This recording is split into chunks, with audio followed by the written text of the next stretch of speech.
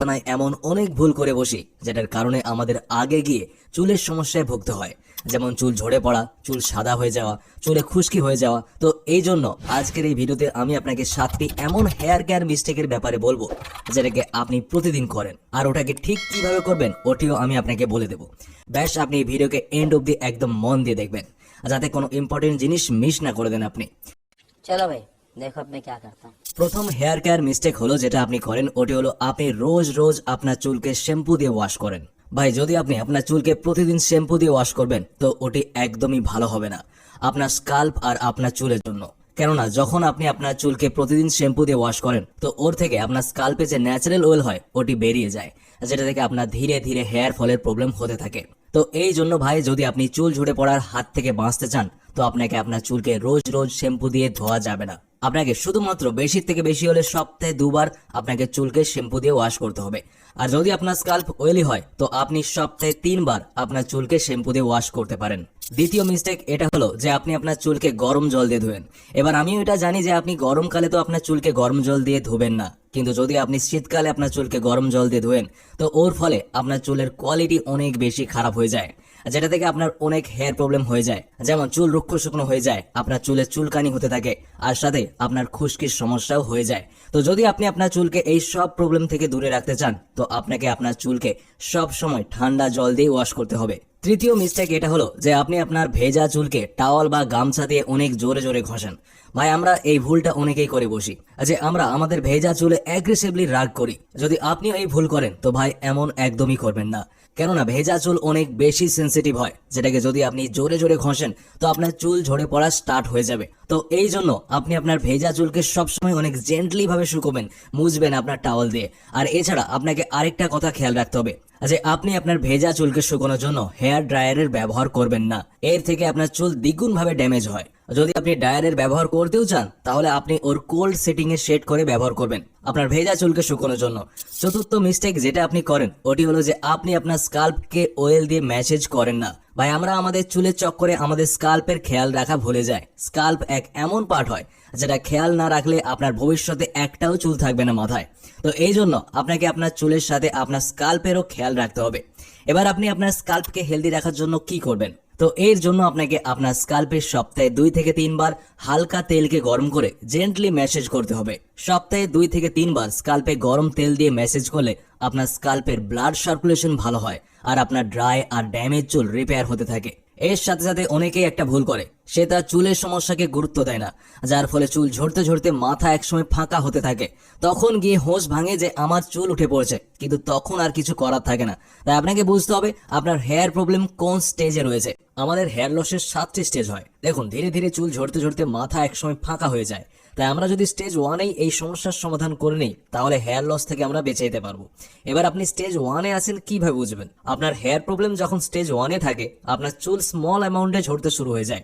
লক্ষ্য করবেন আপনার চুল পাতলা হয়ে গিয়েছে, চুল ভাঙতে শুরু হয়ে যাবে, তখন বুঝবেন আপনি স্টেজ 1এ আছেন। আসলে এটা কেউ নোটিশ করে না, আর এটাকে কন্ট্রোল করাও খুব সহজ। এবার যদি আপনি চান আপনার হেয়ার গ্রোথকে বাড়াতে, চুলের ঘনত্বকে বাড়াতে, ঝরে পড়া চুলের জায়গায় নতুন ভাবে চুল গজাতে, তাহলে আমি আপনাকে একটা সিরাম বলে দিচ্ছি, আপনি এর ব্যবহার করবেন। তাহলে ব্যবহার করতে পারেন ম্যান ম্যাটারের advanced hair growth serum roll on. এটা ইন্ডিয়ার first roll on hair growth serum.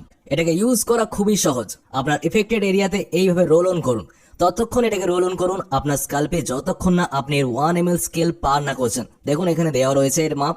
এটা খুবই ফাস্ট আপনার স্ক্যাল্পে অ্যাবজর্ব হয়ে যায়, কারণ এটি প্রেসাইজ অ্যাপ্লিকেশন টেকনিক আসে। এটা আপনার হেয়ার গ্রোথকে বাড়াবে এবং চুলকে ঘন করবে।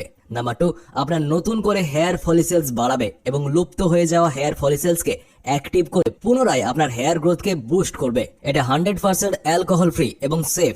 এর ইনগ্রেডিয়েন্টসে যদি কথা বলি তো এর মধ্যে আছে 3% রেডেনসিল, 2% অ্যানাগেন, 1% অ্যামেক্সিন প্রোকাপিল।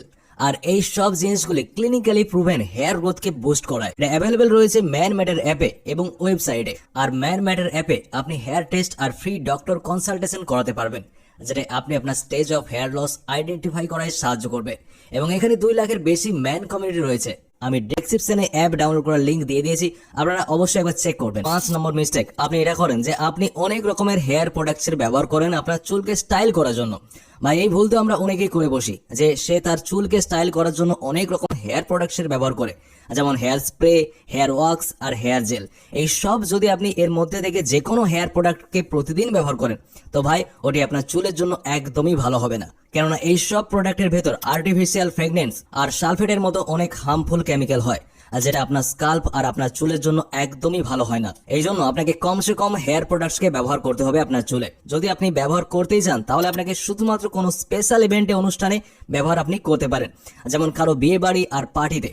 আর যদি আপনি এগুলিকে প্রতিদিন ব্যবহার করতে চান তো আপনাকে খেয়াল রাখতে হবে যে আপনার হেয়ার প্রোডাক্টের ভেতর এই হার্মফুল কেমিক্যাল যেন না থাকে। এর সাথে সাথে যখন আপনি এই প্রোডাক্টসকে ব্যবহার করবেন তো আপনাকে রাত্রে ঘুমানোর আগে আপনার চুলে লেগে থাকা ওই সব হেয়ার প্রোডাক্টসকে রিমুভ করে দিতে হবে শ্যাম্পু দিয়ে ওয়াশ করে। 6 নাম্বার মিস্টেক, যেটা সব থেকে বড় মিস্টেক আপনি করেন, ওটি হলো যে আপনি অনেক বেশি জাঙ্ক ফুডকে কনজিউম করেন। ভাই এই জিনিস তো আমি আপনাকে আমাদের অনেক ভিডিওতে বলেছি যে আপনার ডায়েট ঠিক রাখুন, জাঙ্ক ফুডকে যতটা পারেন অতটা অ্যাভয়েড করুন, কেননা ভাই একটা ভালো খাবারে ওই নিউট্রিশন থাকে যেটা আপনার চুলের কোয়ালিটির সাথে সাথে আপনার ওভারঅল হেলথকে মেনটেন রাখে। আপনি যে এই জাঙ্ক ফুড খান এর থেকে আপনি কোনো ধরনের নিউট্রিশন পাবেন না, উল্টা এটা আপনাকে নোকসান পৌঁছায়। যদি আপনি এমনি প্রতিদিন জাঙ্ক ফুডকে শরীরে দিতেই থাকবেন তো আপনার আগে হেয়ার ফলের প্রবলেম হবে। তো এই জন্য যতটা আপনি দূরে থাকতে পারেন জাঙ্ক ফুড থেকে আপনার জন্য অতটাই ভালো হবে। ওর জায়গায় আপনি আপনার বাড়িতে তৈরি নর্মাল খাবার খান। আপনাকে আপনার নর্মাল ডায়েটের সাথে কিছু জিনিসকে বলে দিচ্ছি, আপনি অ্যাড করে নেবেন আপনার চুলকে হেলদি রাখার জন্য।